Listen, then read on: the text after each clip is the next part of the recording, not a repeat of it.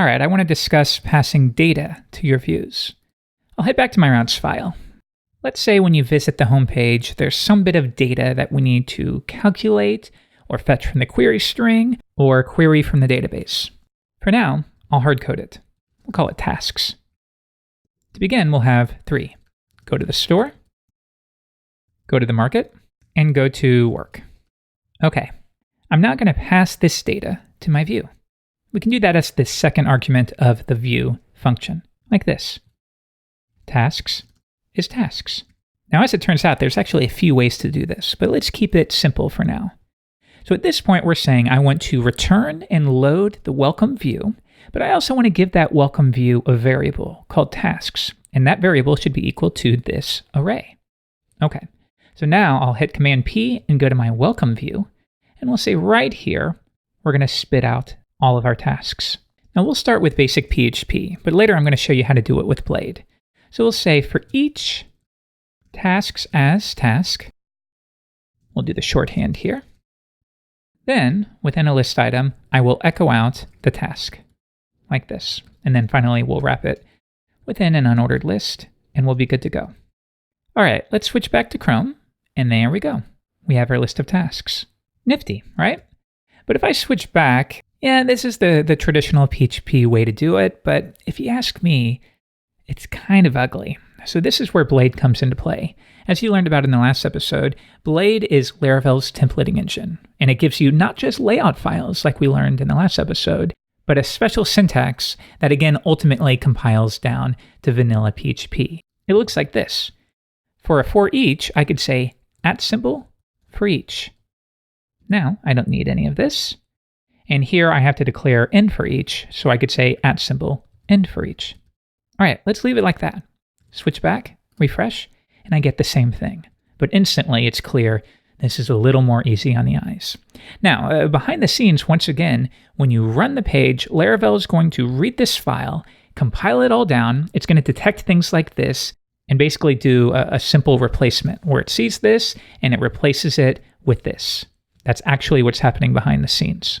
Now, when it compiles that down, it will cache it, and then for future requests, we'll just serve that pre-compiled file to help with performance. Okay, a bit of a side note there. Anyways, here, the same is true. I can use the short PHP echo syntax, or I can use 2 braces. Now, if you come from the JavaScript world, this will look a lot like mustache. It's fairly standard across community. Come back, give it a refresh, and there we go. So I hope you can see that this is much easier on the eyes and the fingers versus that. I like it. So now if we switch back, if you have more data, go to the concert or something like that, switch back, and that will now be reflected in your view. Now, a couple more quick notes. You can pass as many items here as you want. So if you want a variable called foo that equals foobar, then you can pass it through like so, and instantly I will have access to a variable. So we'll say my foo website. Refresh, and there you go. Now, as an example, we can fetch anything from the query string. So maybe this will be some kind of title parameter. This is going to look for, well, actually a couple of things. But to start, it's going to look for anything in the query string. Title equals Laracast. Now, you can see it reflected here. Now, a quick note here. Because we're using braces like this, behind the scenes, well, it's actually a little bit more than Laravel just doing this. It's actually going to escape the data to add a little protection for you. So for example, if I were to say right here, or even in the browser, something like this, script, alert, foobar. Let's switch back and give it a refresh, and you'll see behind the scenes, it's escaping all of that. Now, there's a way to turn that off, and sometimes you will want to. Just be very careful. If I switch back, I can use this syntax instead. 2 exclamation points on each side. And I often think of the exclamation points as little Metal Gear symbols that say, be careful, are you sure this is what you want to do? And sometimes you will want this, especially if you have complete control over what that data and what that content is. But anyways, if I were to come back and give this a refresh, now you get the alert when we take that form. So be super, super careful about this. The general rule is all user-provided data, whether it's through a query string or a search form or a comment form, All of that data is guilty until proven innocent. And again, luckily, Laravel kind of helps you with this. When you use the standard syntax here, it's going to escape it for you. Now, one more thing, if we switch back here, I'll return this to foobar. During this learning stage for you, you may look at source code that passes data to views in a slightly different way.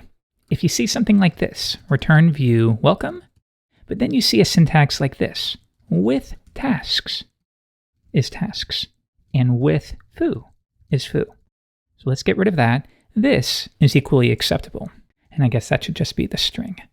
Anyways, if I come back and give it a refresh, we still get the same output, and that would be fine. Now, you might be wondering, well, how is there a method called with tasks? You can think of this as a small sweetener that Laravel provides. It basically handles it through magic methods. So when you say with tasks, of course, that method doesn't exist. So Laravel will strip that off and essentially do the same thing as we had earlier. But often, especially when you're passing a single argument like this, I think that looks really clean. And further, if we take that form, well, we can just inline tasks altogether. And now we get something like this. And in fact, if you want to go one further, you could say with and then do this form. Foo is bar and tasks is some task. Switch back, give it a refresh, and we still get the same thing. Now, I don't tell you this to overwhelm you with all the different ways to do it. I'm just letting you know if you come across this, there are equally sufficient ways to handle it. But in general, adopt one or two of the options. So in this series, you will often see me do this. Okay, let's move on to the next episode.